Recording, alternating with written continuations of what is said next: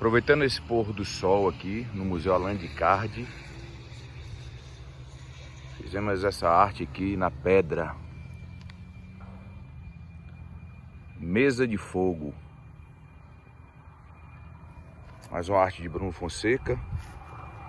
Uma lareira ecológica em uma pedra quartzo, branco, cristal. Você que botar ela numa área de gourmet, numa área de lazer na sua residência, no sítio, fazenda, à noite, uma noite fria, em uma mesa de cristal jamais vista aqui na região. Então estou trazendo essas inovações para vocês.